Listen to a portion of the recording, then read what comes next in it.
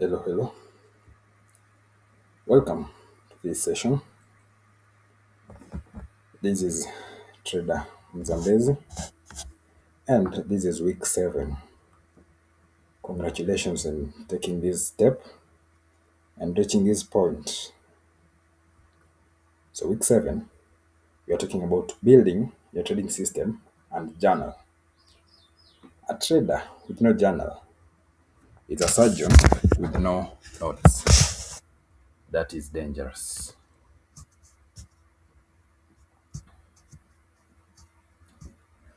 A trader with no journal is a surgeon with no notes. That is dangerous. I am Trader Mzambezi, and this is the War Room. It's not liquidity concept. So let's roll. My focus, or our primary focus this for this session, number one, you as a student, you're supposed to build your complete and personal trading system, including a written trade plan, a structured journaling process, and a weekly performance review framework. System thinking: trading as a professional practice, not a hobby, not or emotionally driven activity. Treat trading like a professional practice. Okay. Number four, psychological focus, basically accountability, honesty, honest self-assessment, growth mindset, and become your own best coach. There is one thing that says there is one thing that says you can be your own best ally or your worst enemy. Okay. So you're going to choose become your own best coach. Remember, trading is a personal journey. Now, the complete trading plan. What a trading plan actually is.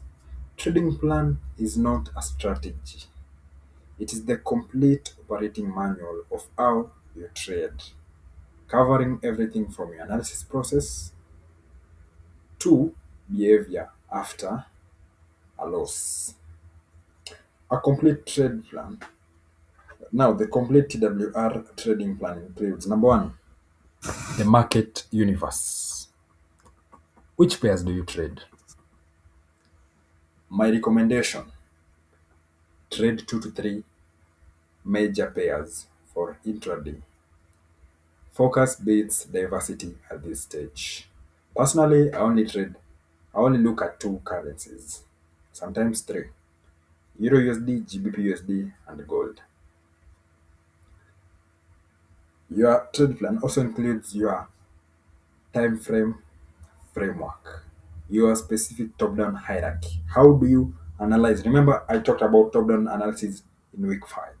Okay, from daily to 4 hours, from 4 hours to 1 hour, from 1 hour to 15 minutes or 5 minutes, written out explicitly. Okay, setup criteria: exactly what must be present for a trade to qualify. High time frame bias or double or fair value gap or low time frame plus low time frame confirmation. Without this, that's ambiguity. Zero ambiguity is allowed. No ambiguity is allowed. Okay. Entry rules. How and when exactly do you enter? Which entry model? Remember, I had already taught you some entry models back then. I told you to go and test it out. Okay. Which entry models? What specific signal? Not, this one looks good, let me take it. No, not, my mentor has sent this on the group, let me take it. This guru has sent this one on the group, let me take it. Stop loss rules. How do you define and place stops?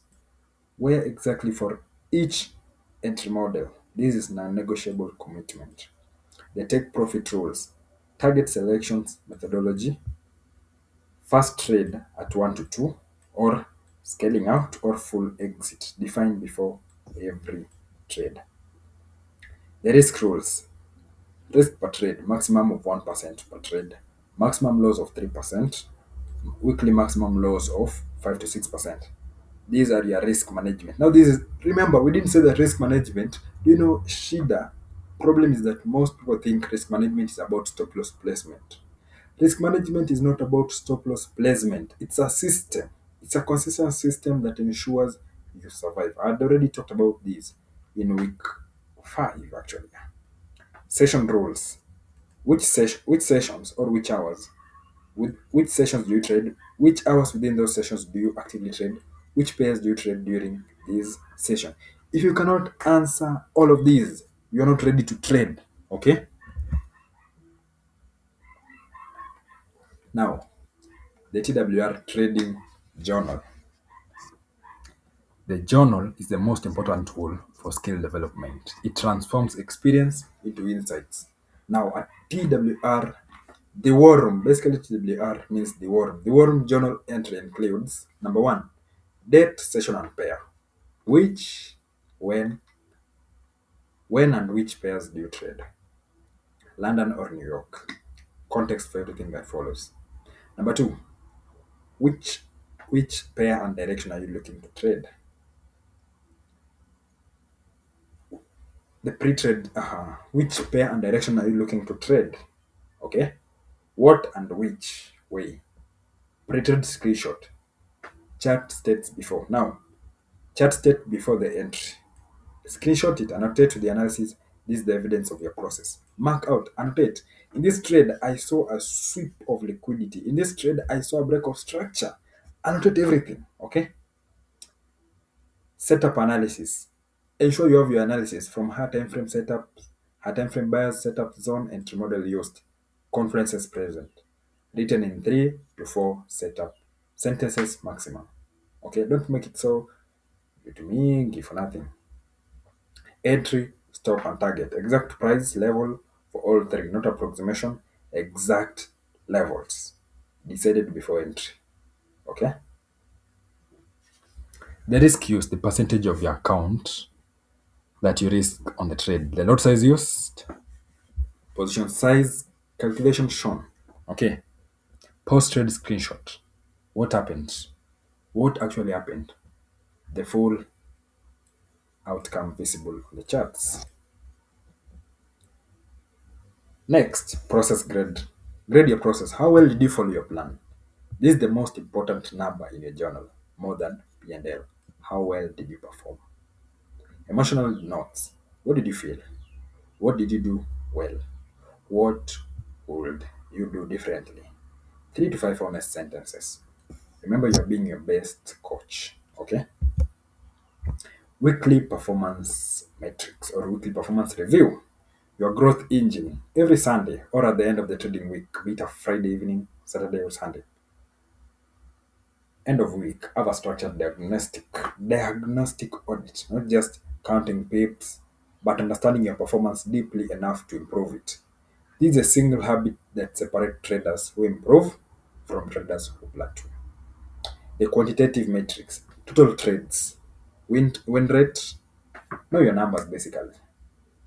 Total trades you took that week, the win rate, the average risk to reward achieved versus planned, the P&L in R multiples. Remember, you need to look your performance in terms of percentage. Largest single drawdown, and the best and worst trades. That is the quantitative metrics. Then now we get to the qualitative metrics. Quality. Recurring psychological themes for the week. This week, what was the most psychological emotions that you are feeling? Which sessions performed best? Which pairs? Which entry model had the strongest process grades? Forward planning. Based on this week's data, what are your three to three focus areas for the next week? Do any rules do any roles need adjustment based on evidence, not emotions? Okay, based on your performance for the week, unapanga kufanya nini? Forward planning basically. Okay? Then honest rating. Rate yourself, technical execution between 1 to 10. Psychological discipline, rate it. Plan adherence, rate it. These three numbers tell the real story. Now, developing your trading edge, your own personal trading edge. Number one, kitu ingine nataka mjue, trading edge doesn't hazifanani. Everyone has its own because everyone is own. Kila mtu ako na what he sees. Kuna yule mtu ako risk seeking, kuna yule mtu ako risk averse. Okay? Now, developing your trading edge, it has four stages. Number one, focus. Pick one entry model. Trade it exclusively for 30 days plus. No strategy hopping, depth over breadth. Number two, document every instant. Win or lose, record the exact setup conditions present in each qualifying trade. Number three, backtest. Use trading view replay. Use FX factory. Hii ingine inaitwaje? Traders kasa ziko mingi. Replay your specific criteria against 3 to 6 months of historical data. Calculate win rate and average RR. Number four, refine. Remove conditions that add noise. Keep conditions that add clarity. Edge becomes progressively sharper through evidence-based refinement. Based on what you learned from your backtesting, okay? Now, backtesting, validating your validating your edge before you go to a live market. Now, Saizi, I believe all of you have a trading system. If you're trading the smart liquidity concept, well and good. But at this point, backtesting is the professional trader's version of flight simulation. Before pilot aende apewe ndege abebe watu, before a pilot is given an aeroplane to carry passengers, they have to undergo hours and hours and thousands of hours on a simulation environment. You prove that your edge works historically before risking real capital on it. When a beginner comes to me and tells me, man, I'm a beginner, how will you help me? I'll ask him, do you know your data? Have you ever backtested? How do you backtest? Okay. Manual backtesting, not automatic one.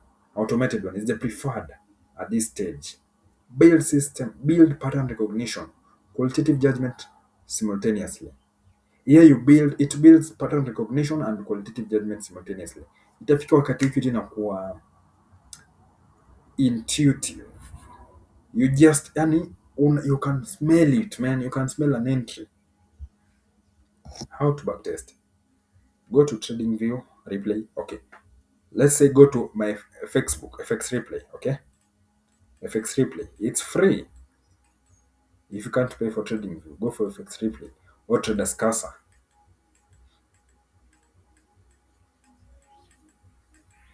Traders Casa.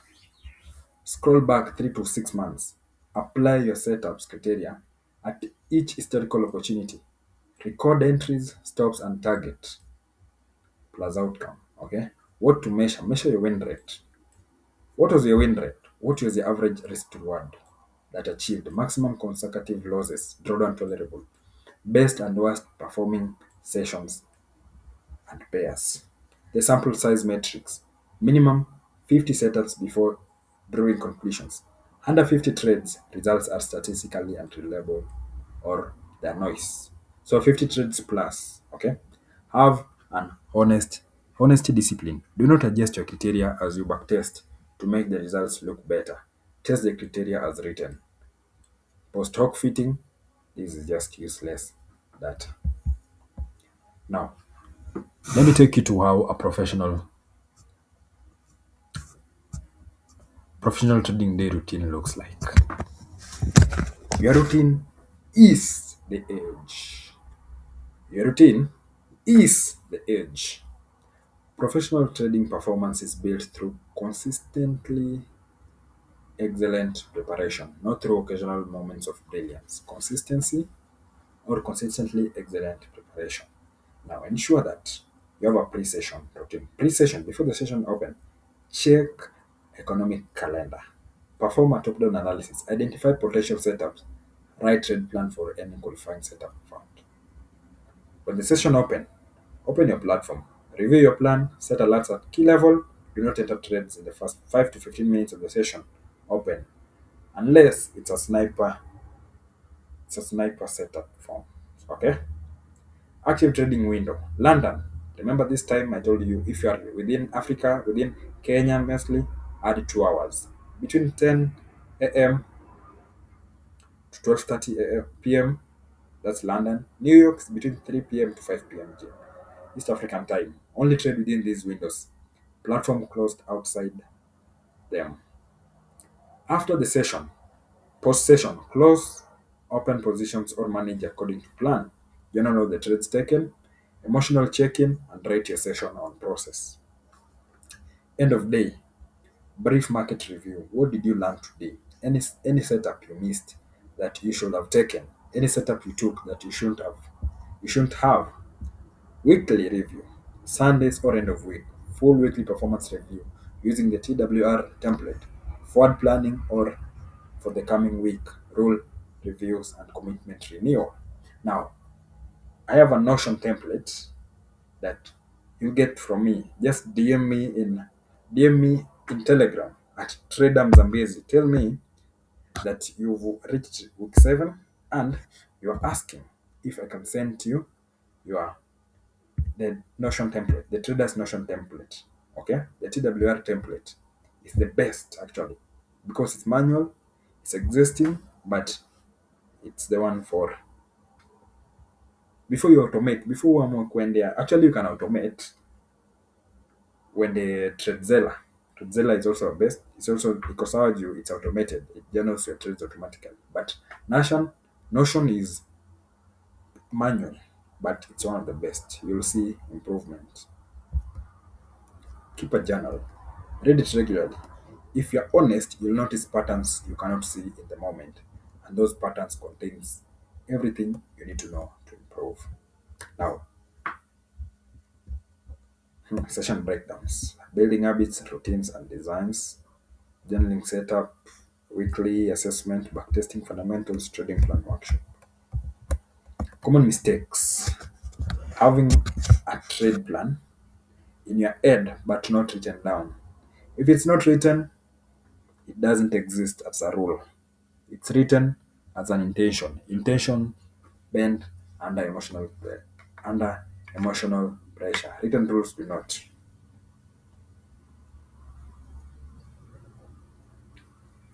Journaling the trade without emotional context. A trade journal without emotional notes is a spreadsheet. The most valuable data is why you made the decision you made, not just what you did. Journaling that backtesting with hindsight bias. Adjusting your setup criteria while backtesting do not make results look better is worse than not backtesting at all. It creates a false confidence. Mistake number five. Number four. Doing weekly review that that's just counting profits or losses. If at the end of the week you're asking yourself how much did I make, like you're just focusing on P&L, the reviews are diagnostic. P&L is one metric out of many. Process grades, emotional patterns, forward planning are the true purposes. The assignment: complete the TWR full trading plan, all the 9 sections, submit for instructions, review, and approval. Now you can send to me. I've already told you my Telegram handle. My Telegram is open. Okay? My Telegram is open and ensure you are also in the channel. Set up your your journaling system and retrospective logs. Log your last 10 demo trades with process, grades, and emotional notes. Backtest the order block retest entries. Now go and backtest these things in your Afusa. All these things that I've taught you. Follow your designed trading routine for all 5 trading days of week 8. Rate your adherence. Okay. Now, congratulations on reaching this point. Let me commend you. We are remaining in one video. Also, if you find value in this, ensure you share to your trading buddies. Share this email to your trading buddies, okay? Now, peace out, peace out, peace out. This is Trader Zambezi from TWR, from the War Room Trading University. This is the end. Let's meet in the next video.